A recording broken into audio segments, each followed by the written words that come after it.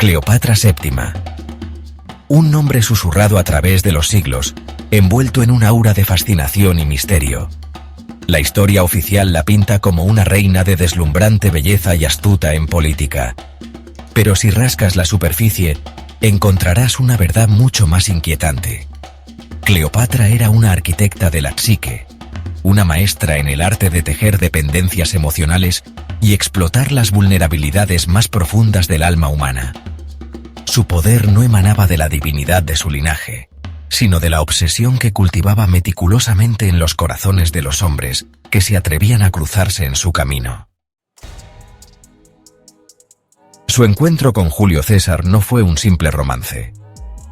Cleopatra, con una sorprendente intuición psicológica para su edad, leyó las cicatrices narcisistas de un líder de renombre mundial, internamente asediado por la paranoia y una constante necesidad de validación.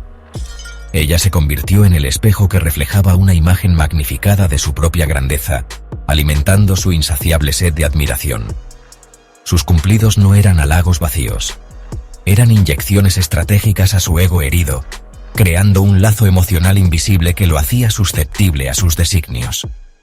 Plantó en su mente la semilla de un Egipto fuerte bajo su égida, un baluarte contra sus enemigos en Roma, transformándose no solo en una amante, sino en una necesidad psicológica para su ambición.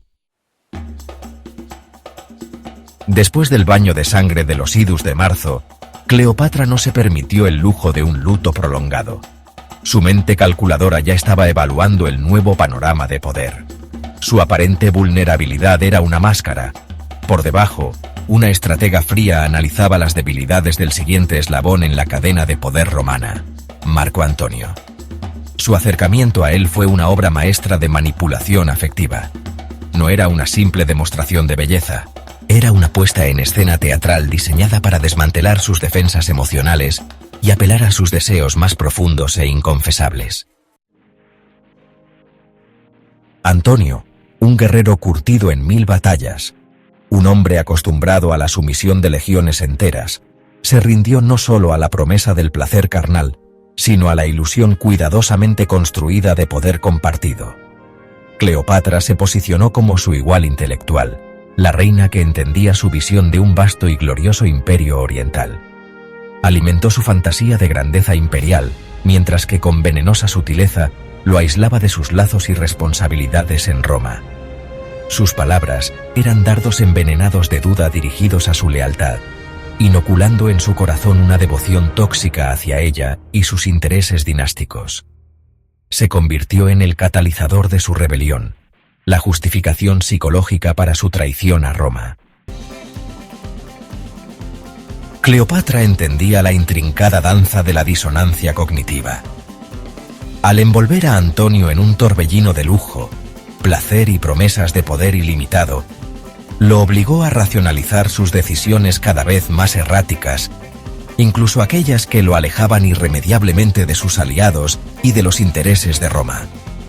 Su amor se transformó en una autojustificación psicológica para la deserción, un mecanismo de defensa para silenciar la voz de la razón y la culpa.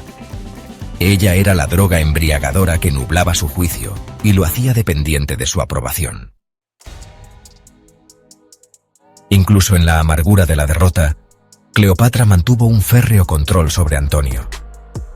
Su presencia constante a su lado no era un acto de amor desinteresado, sino una estrategia calculada para preservar su influencia. Lo convirtió en un rehén emocional, atado a ella por la desesperación y la humillación compartida.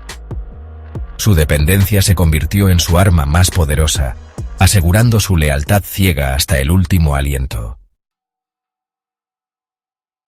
La muerte de Antonio no marcó el final de su juego de poder.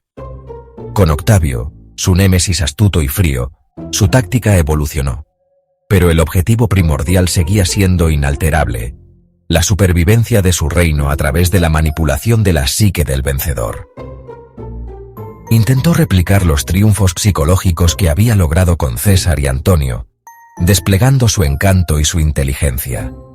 Pero Octavio era un adversario diferente.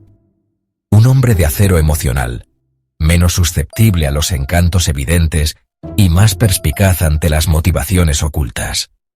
Su legendaria belleza, su ingenio agudo y su conocimiento enciclopédico no fueron suficientes para doblegar la voluntad inquebrantable de Octavio. Quizás él vislumbró la corriente oscura que fluía bajo su fachada regia, la frialdad estratégica con la que había orquestado la caída de hombres poderosos. Su último intento de persuasión, cargado de desesperación, fracasó. Pero incluso en su acto final, en su elección de la muerte, Cleopatra escenificó su propia leyenda, eligiendo el momento y el método para mantener el control de su narrativa histórica. Cleopatra no fue simplemente una reina visionaria o una seductora irresistible. Fue una maestra de la ingeniería emocional, una experta en identificar las fisuras en la armadura psicológica de sus contemporáneos y explotarlas sin piedad para alcanzar sus ambiciosos fines. Su legado no se limita al poder y la belleza, reside en su dominio escalofriante de la manipulación afectiva, una habilidad tan perturbadora como innegablemente efectiva. Su historia nos confronta con una pregunta incómoda. ¿Hasta dónde estamos dispuestos a descender en las sombras de la manipulación por la promesa del poder? ¿Y cuánta oscuridad puede ocultarse tras la máscara de la realeza y el encanto? Suscríbete a nuestro canal de curiosidades e historias para más relatos interesantes.